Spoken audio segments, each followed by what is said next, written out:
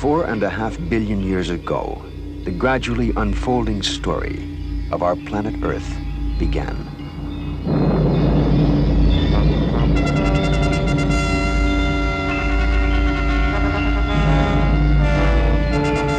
Great forces in conflict would shape and reshape the planet's surface.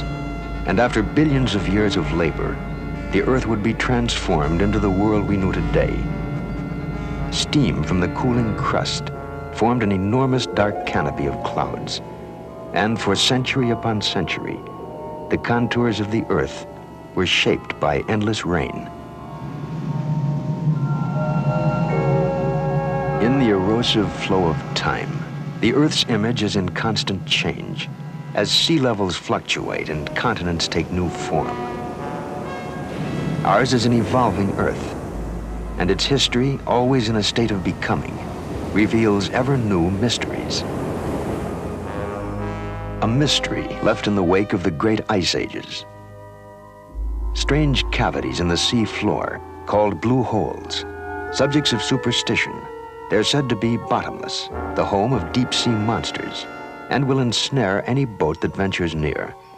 Now, Calypso and its divers will challenge superstition.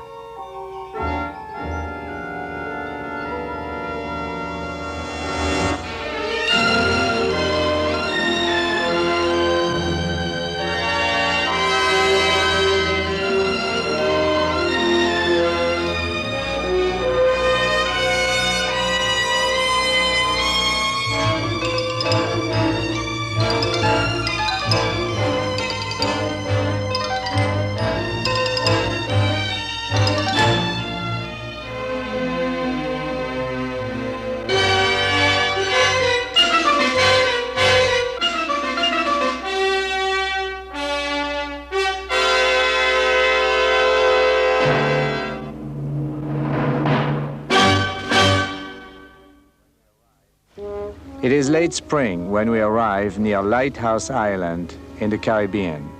The flag on our bridge honors British Honduras. Within its territorial waters is one of the longest coral reefs in the world. It makes me wonder. To reach one of nature's strangest geological phenomena, located almost in its center, I must find a way to take Calypso 7 miles across this hazardous stable reef. We would need the whole arsenal of Calypso's diving gear to probe the mystery of this deep blue cavern in the floor of the sea.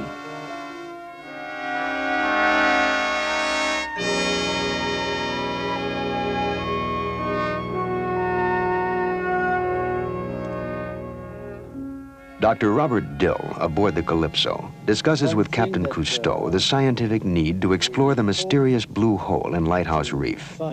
This blue hole is something. Dill, a marine geologist, feels the exploration may make a substantial contribution to our knowledge of Earth history. Do you think we have a chance? I think this is probably our best area to study the changes of sea level that took place when water was taken from the ocean and piled up on the continents during the last ice age. And of course the water, as it came out of the ocean, it didn't come out all easily, come out as a straight line. It came out as a series of steps, and we should find evidence of those steps down inside the blue hole. So it may reveal things about the history of the oceans. Yes, and not only the oceans, but also the continents as well, because the water, in order to be lowered from the oceans, had to go up into ice to form the great ice sheets during the last glacial period. Divers are sent out to reconnoiter the shallow reef in the hope of finding a possible passage for Calypso.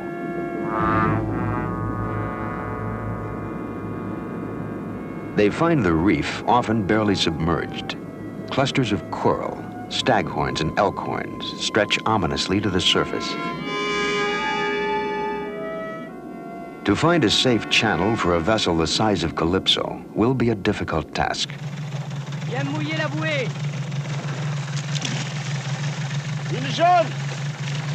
Albert Falco directs the placement of plastic marker buoys, yellow for the left side of the channel, red for the right. The men pick a winding corridor through the reef and report back its varying depths to the ship. Allô, Calypso, Calypso le Zodiac. Attention, top. Oui, 29, d'abord. Distance 1,52 dans le 18,5. Deck officers Pima Don and Laval prepare a navigational chart of the channel Calypso will follow. Using the ship's radar, they accurately mark the location of each of the buoys.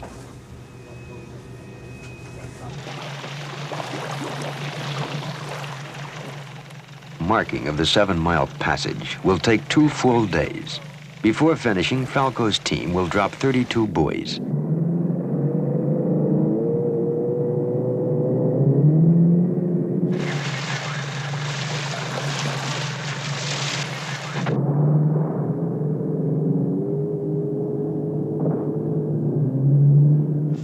Néanmoins, il semble que ce soit faisable, hein, Jean-Paul. The channel's been charted, and with Jean-Paul Bassager, Calypso's skipper, Cousteau discusses the proposed route. He is concerned that all possible dangers to Calypso have been anticipated and minimized. Vous avez prévu des amarrages solides au trou-bleu? Oui, on a 7 amarres. Alors, ce qu'on a prévu, c'est... Several hazardous obstructions are indicated along the way. Only with the greatest difficulty will they be able to maneuver among the coral heads at these points. But Cousteau decides they will chance it.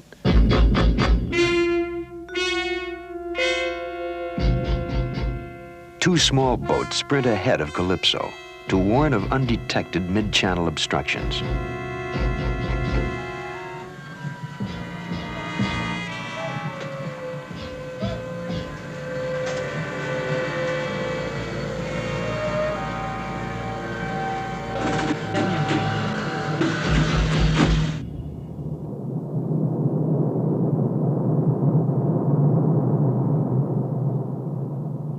Cautiously, Calypso advances in the shallow water.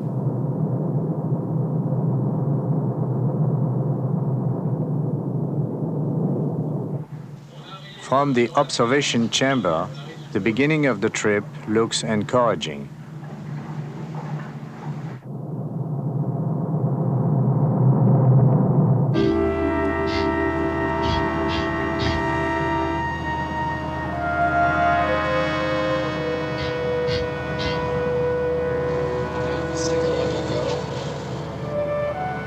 Two miles into the channel, as the first of the massive coral patches looms ahead, the water beneath us suddenly becomes increasingly shallow. 7 feet under the keel, then suddenly 5. Our echo sounder reads less than 4 feet of clearance as we pass over.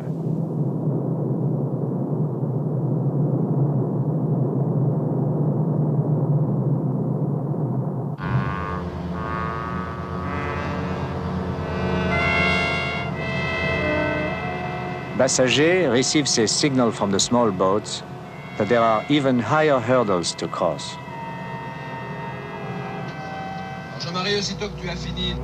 The observation chamber is now too dangerous to occupy. A television camera is installed.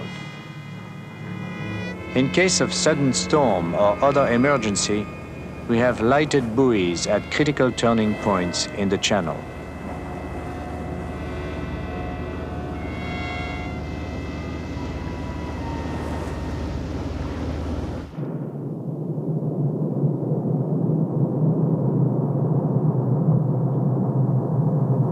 The dark patches of coral are plainly visible.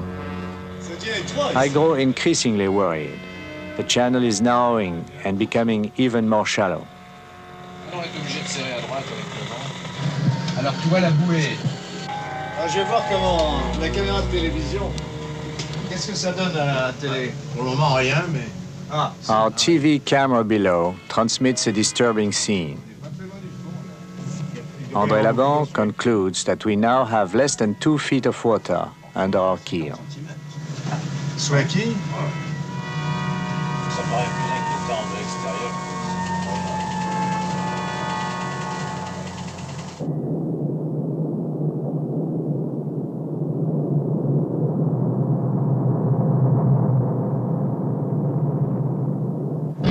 Ahead of us is one of the most difficult parts of the channel to maneuver. A yellow buoy marks the spot where we must execute a double turn to avoid a massive coral formation.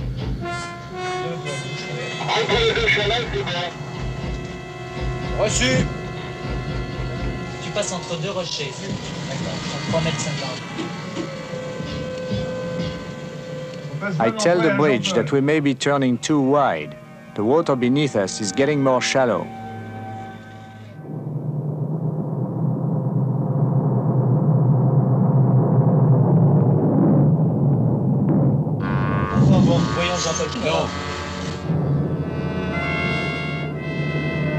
The thing we feared most has happened. Fortunately, instead of wrecking Calypso's wooden hull on the sharp coral, we have come to rest on a sandy shore. A diver goes down to inspect for damage. All he finds is a little scraped paint.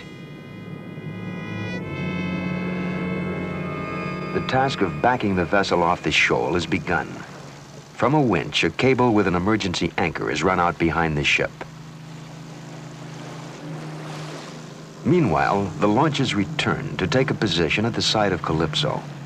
Their job will be to gently rock the ship's hull toward the slope of the sandy reef.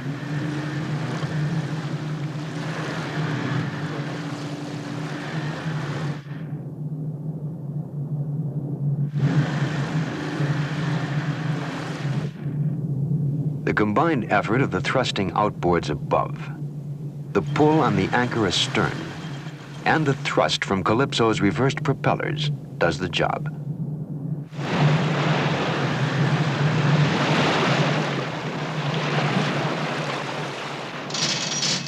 Passager signals the engine room. They're on the way again. Calypso is now between buoys 6 and 5. They are very close to their destination. C'est la numéro 6 tribord. Alors, voilà, on est à peu près là. À travers numéro 5. Alors, il nous reste à peu près quoi, 10 minutes. Cousteau estimates that they will reach the hole in 20 minutes. Dans 20-25 minutes, on devrait arriver au fond. C'est sportif.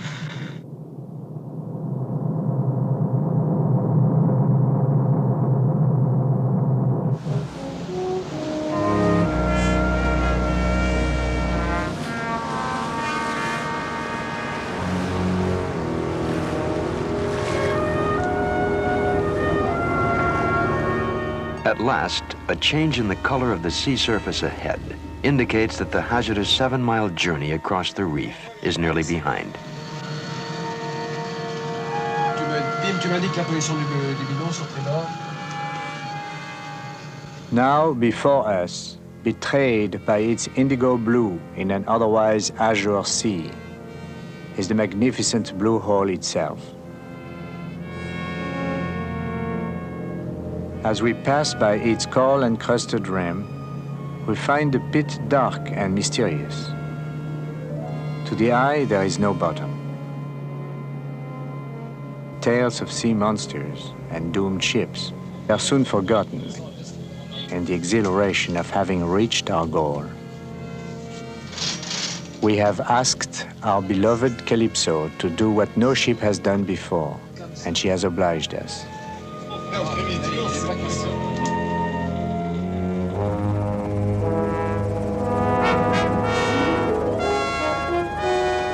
Now we would explore this beautiful basin and try to comprehend its depth. 1,000 feet wide in diameter, the hole is encircled by a coral flange that would make it difficult to escape in the event of a storm. Beauty and the beguiling invitation of the unknown have lured us. We hope they will not also entrap us.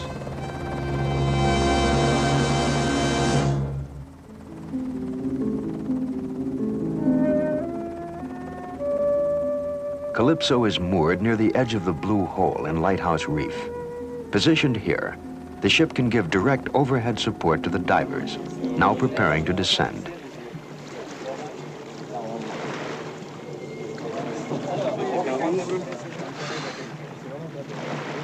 And I'll take the picture. And then we'll go over and We'll take a sample. Geologist Bob Dill will accompany the Calypso team below.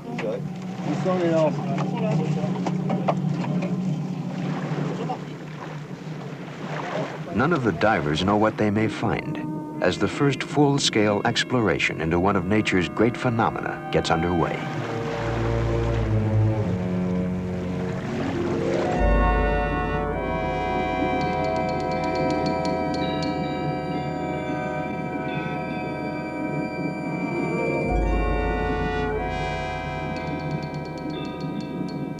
Just beneath the hole's coral-encrusted rim, the divers encounter a school of disinterested sharks.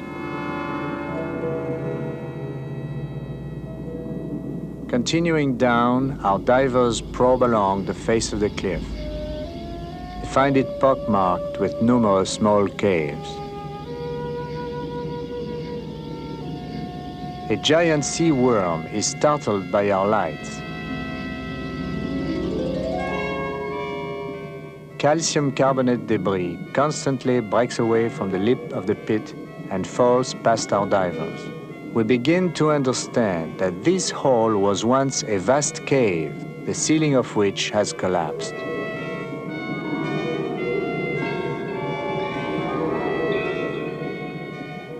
At 120 feet, our lights catch a strange configuration under a ledge. Our divers move in to investigate. Unfolding before them is an awesome sight. They have discovered a natural undersea cathedral, a massive assemblage of archways with long suspended columns and shadowy alcoves. Bob Dill can barely contain his excitement, for he is seeing what no scientist has observed before. These formations are stalactites, but they are under the sea. It is conclusive proof that this former cave was once above sea level, since stalactites can form only in air. At the end of the ice ages, the rising seas had covered the once dry cave, and its ceiling collapsed to create the British Honduras blue hole.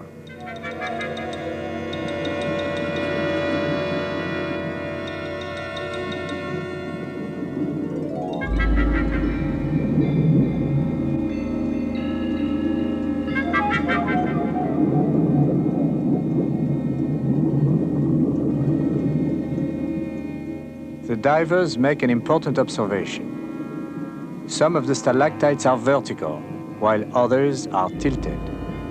We are anxious to find out why.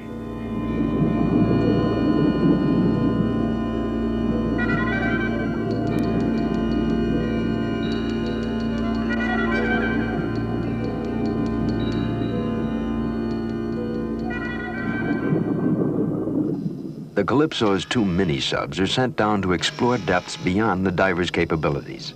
In the first, Andre Leban. Albert Falco pilots the second.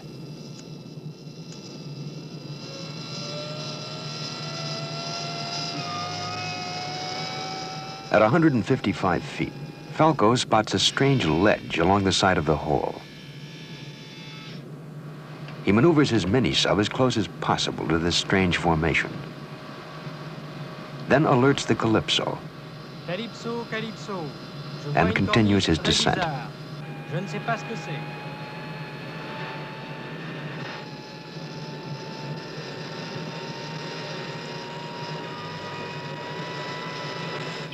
The ledge observed by Falco is now inspected by Bob Dill, too. It is an important find. It is evidence of a former sea level, even lower than the stalactite area they discovered above.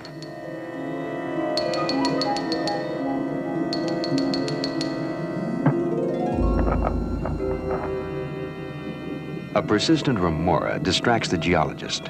These so-called sucker fish usually attach themselves to sharks, and Dill almost wishes a shark would come by.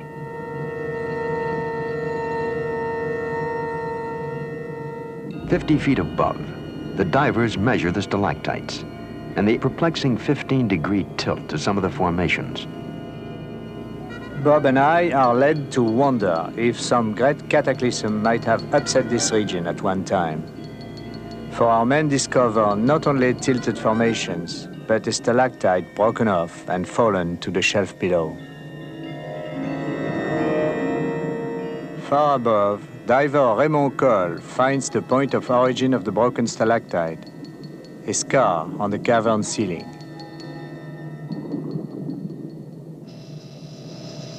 Meanwhile, Laban is filming Falco as our two mini-subs descend to the bottom. At 412 feet, they are at the bottom. They are cautious so as not to disturb centuries of dust and debris. Moving across the lunar-like plane of calcium carbonate, Falco is confronted by an overhang.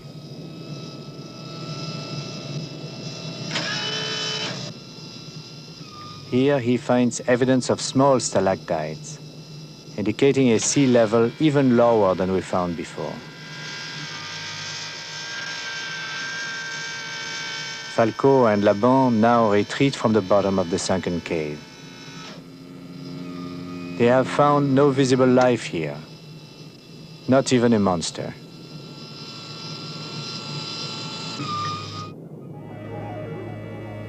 Now Calypso's winch and cables labor under the strain of a 3/4-ton prize. With the greatest of care, the broken stalactite is recovered from the shelf on which it was found below. It will be subject to scientific study by Dill and his geological associates in the United States. Still another recovered stalactite will be donated by Cousteau to the British Honduras Museum.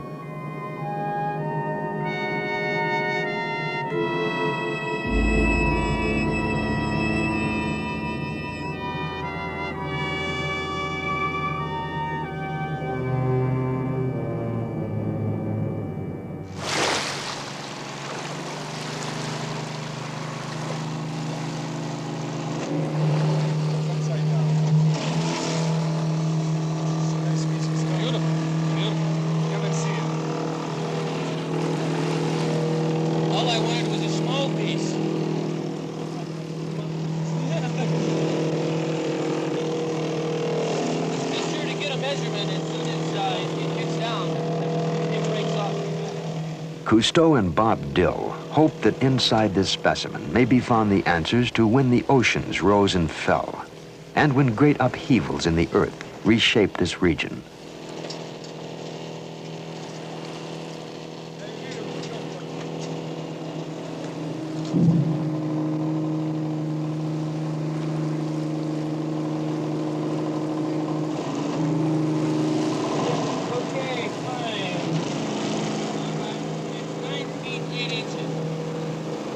After Cousteau delivers the stalactite to a lab for dating and study, Calypso will move to the Bahamas, 800 miles away, where even more unusual caves wait for only the most intrepid of divers to reveal their story. We have a maximum diameter here of 1 foot 5 inches about. It's a little irregular, but I think that's about close enough.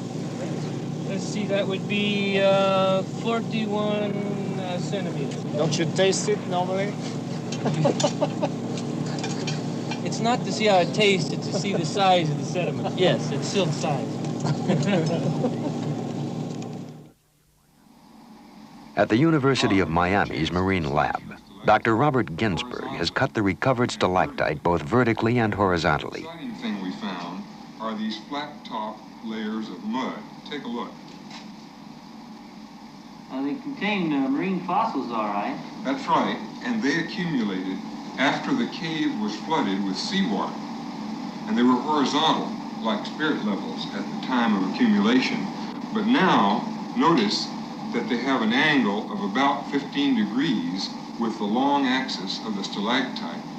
So the stalactite must have been tilted about 15 degrees before sea level flooded the cave and these layers were deposited.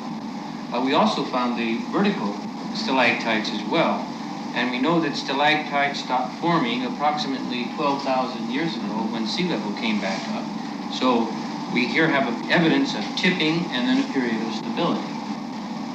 Could you say that this tilt of the reef can be correlated to movements of the Earth crust?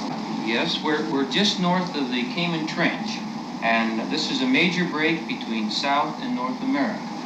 And it looks like we've had movement along the trench between the two continents, then a period of stability for at least the last 12,000 years. So our little piece of rock may be the key to better understanding the drift of the continents in this area. Yes, I think so. Off Andros Island in the Bahamas, there are more than 100 small openings in the ocean floor. From the air, they look like blue footprints on the reef. Their chain pattern is quite different from the single large cavern in British Honduras, and Cousteau wonders if these caves are connected. To find out, a diving party is off to conduct an experiment. The party is led by Albert Falco in the Calypso's new amphibuggy. Their destination, an inland blue hole. As they approach the shore, they are confronted by suddenly turbulent waters, immediate evidence of a blue hole. It is alive with treacherous currents, siphons, and backwash. Divers can descend into these pits only at slack tide. But the hole Falco's team seeks now is one on shore.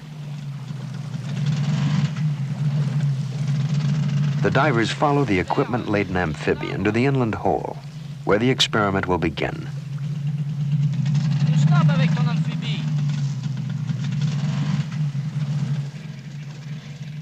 Seen from the air, the hole's deep blue color betrays its depth. To the men, approaching on the sharp limestone rock, it appears a shallow pond.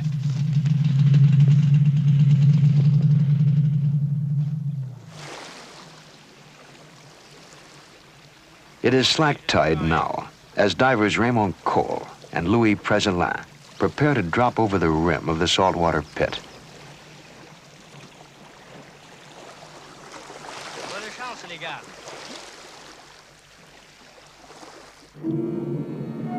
Entering a corridor, the men descend easily, but they can still feel a slight current working against them.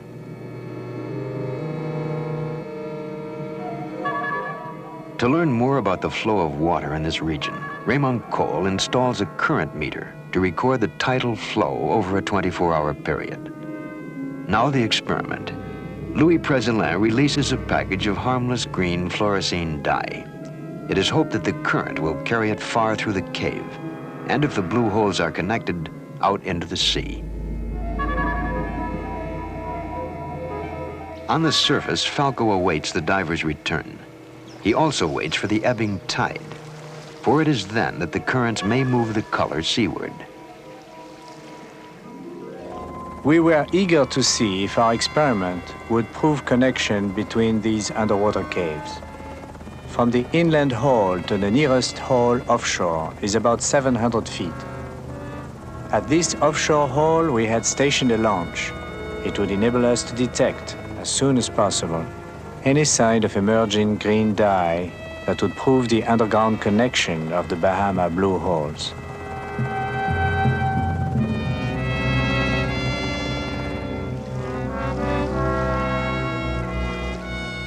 After 20 minutes, our efforts are rewarded. Our experiment has established that the holes are interconnected.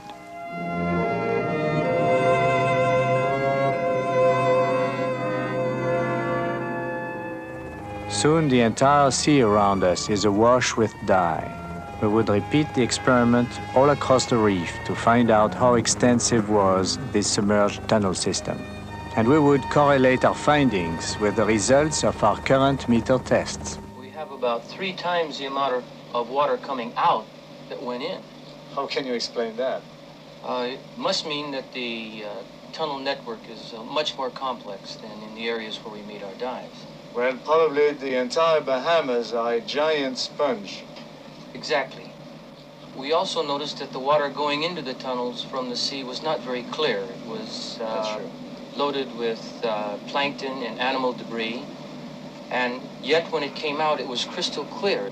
Perhaps this packing of the coral reef can explain why many of the ancient reefs we see are loaded with petroleum. Well, we might be witnessing the initial development of a new oil field. Maybe. Now, in search for history-revealing stalactites here in the Bahamas, Calypso divers follow the underwater joint pattern that runs from one cave to another, and behold an extraordinary sight. These are common red snappers, but they are swimming upside down. The fish instinctively turn their backs to the light.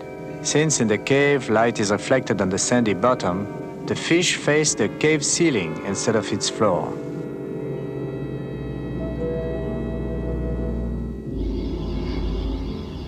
In spite of our artificial light, this confused angelfish continues to do the same.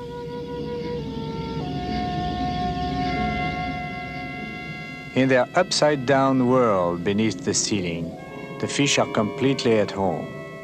But not so the divers. There is great danger when one dives in caves. In the sea, a ceiling of any kind may become a trap.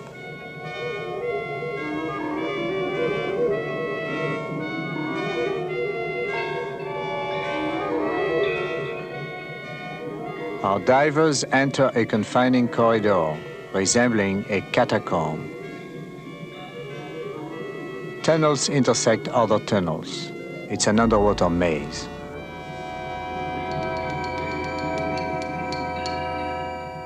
Finally, our divers can go no further. It's too narrow to get through. They must go back. And still no sign of the stalactites we hope to find.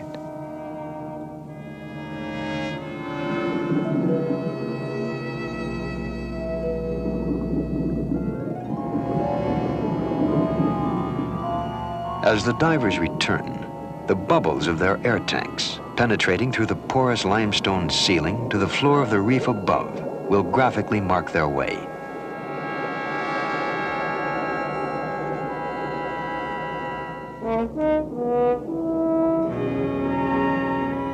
Even in their departure, the men hope yet to make a discovery comparable to their previous find. But on their way up, through fissures, tunnels, and chimneys, although they continue to look for proof that this region was once above water, they will not discover a single stalactite.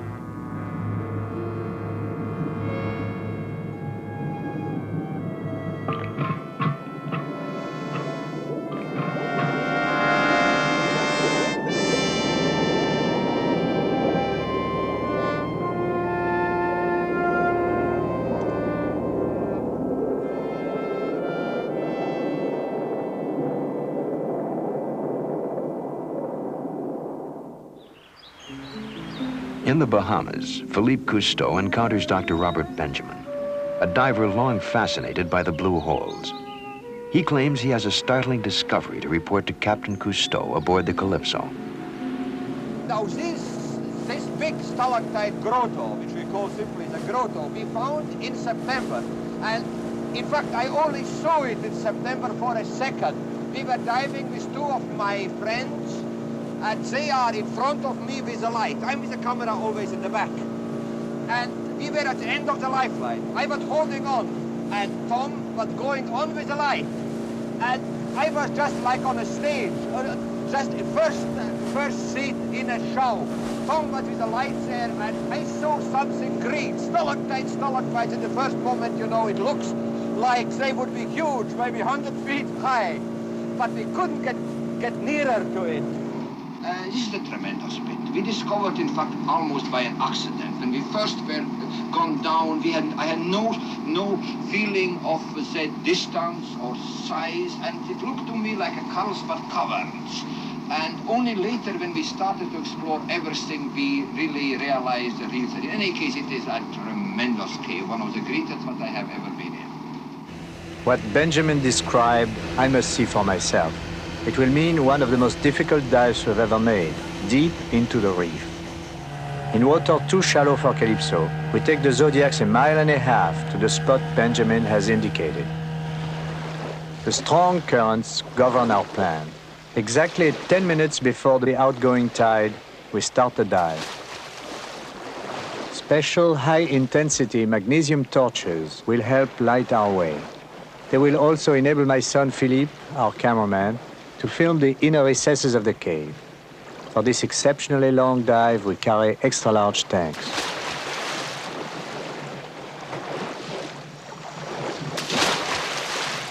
My experiences in cave diving have left memories of danger, fear, near tragedy. Now, as I begin this dive, my curiosity is mixed with strong apprehension. We creep into the narrow opening that leads into the chasm. It is like being swallowed by a giant, gaping clam.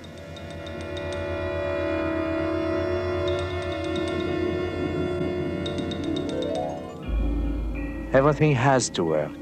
Our equipment, our muscles, our hearts, our brains. With no open water above our heads, we are sentenced to success.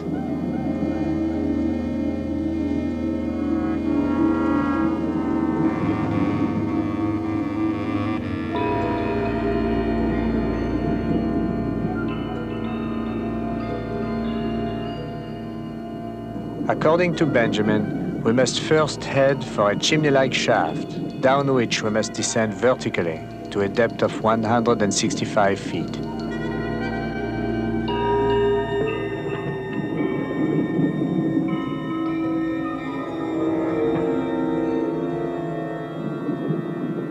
Down into the realm of nitrogen narcosis, the rapture of the deep, which befuddles the mind.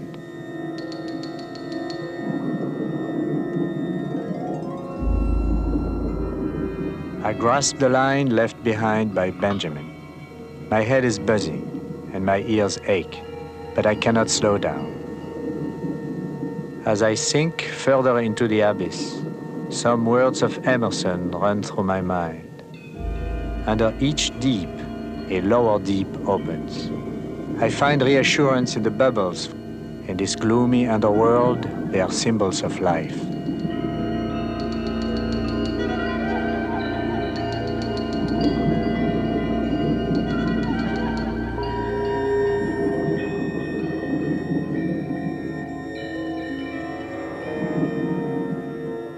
While we wait at the bottom of the chimney, François Dorado goes to light the long tunnel that lies ahead of us. With his torches from another realm above, he recalls Prometheus, who stole fire from heaven and gave it to man. He mixes fire and water to bring the light of knowledge and the warmth of wisdom to a dark, forbidding world, until now undisturbed by thought.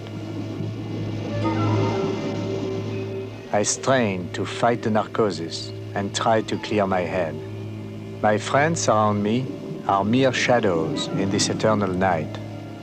When the passage is lighted, I signal we go.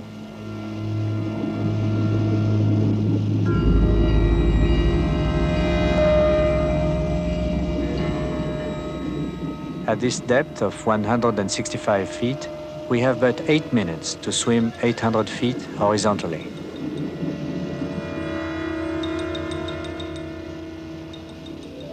The ceiling above us is an ever-present reminder that we are trapped inside the earth.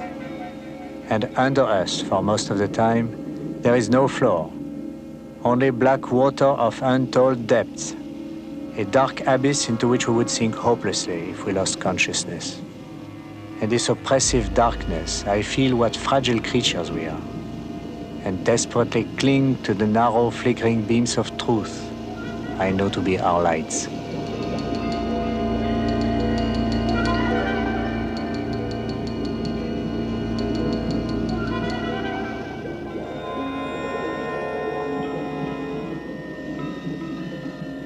In my confused brain, I feel we have entered Inferno, and the gates are about to close in upon us.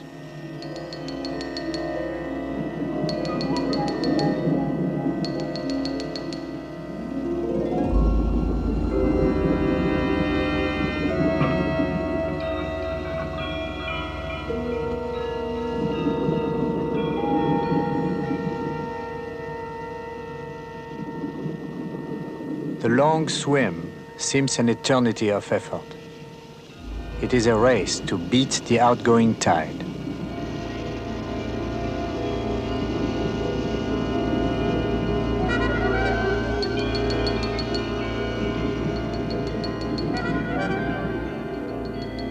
Suddenly, the walls have moved apart, and I know the term of our exhausting journey is near. As I pause to light my torches, my heart is beating heavily, and I am breathing too fast. I try to control it. If I exhaust my air supply, I will be unable to swim back to the world above.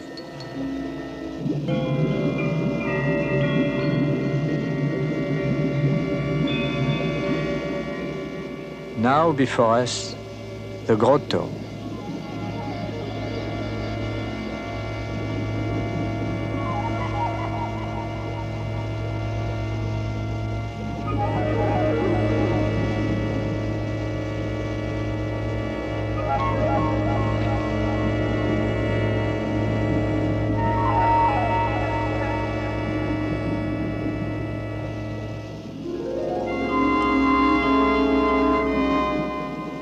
From the ceiling, hundreds of stalactites, witness to eons of darkness, hang.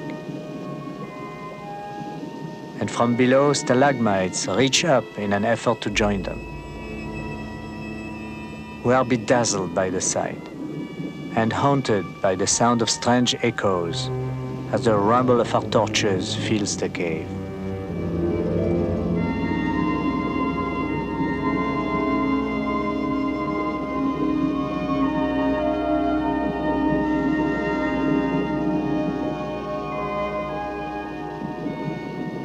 Formed by dripping water centuries ago, when sea level was lower and the cave was dry, the stalactites now tell their story.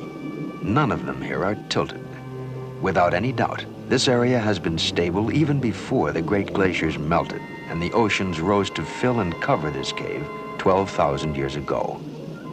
We disperse in confusion. Our flares soon cloud the water with liquid smoke, and we lose a clear sense of where we are and what we are doing.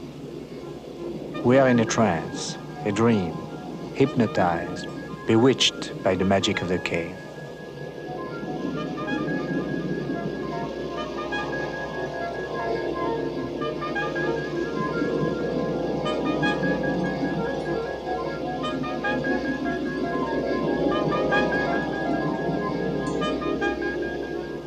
Sediment, disturbed from the bottom, begins to drift upward, blurring our vision.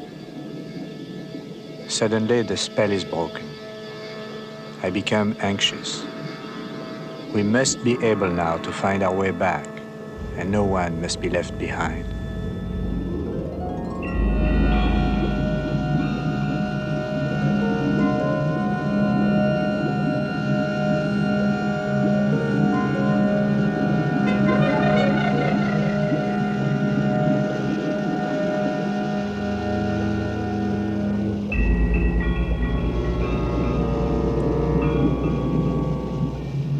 Near the exit, my flares burn out, and I am caught in darkness. Nervously, I search for the nylon guideline, the thread of life that will lead us out of this labyrinth. At last, I find the line, and we gather to make our departure.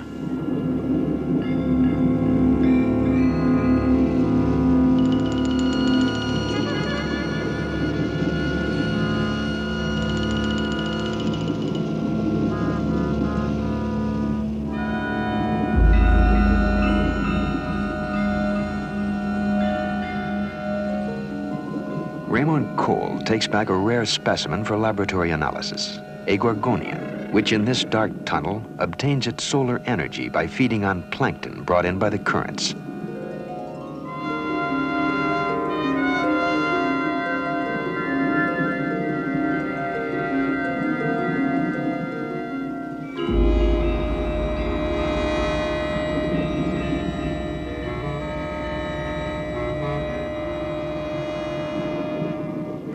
They are just on schedule, and the 800-foot horizontal journey back is made easier by an outgoing tide.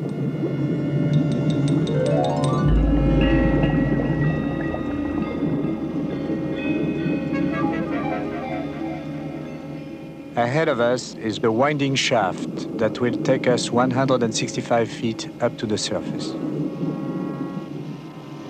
To avoid decompression accidents, our ascent is slow.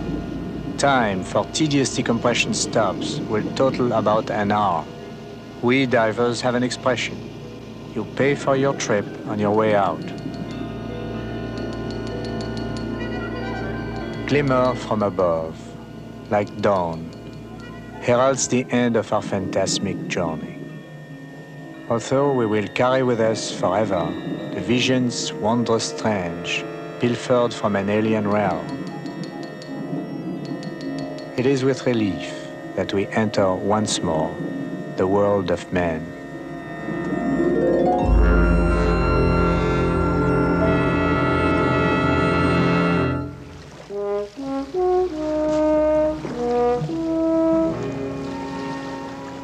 We are all back and safe, tired but exhilarated. Benjamin's cave was everything he described, and we have had one of our most challenging ventures.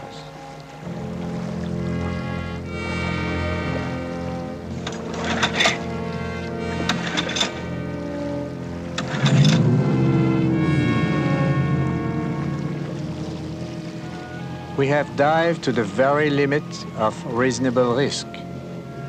Why? I could answer, we were trained, prepared and experienced, and we wanted to learn about the sunken caves.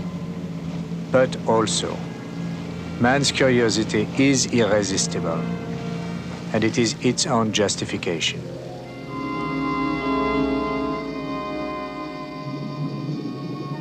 In the future, our equipment will be perfected, new diving techniques devised that will help us delve even deeper into our Earth's past.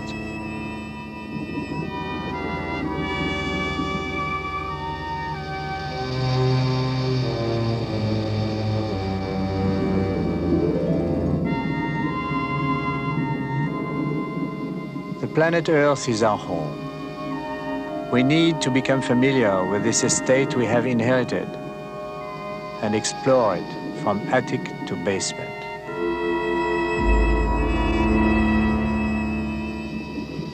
As the explorer pursues his curiosity, science follows, ever closer to the central mysteries of our Earth.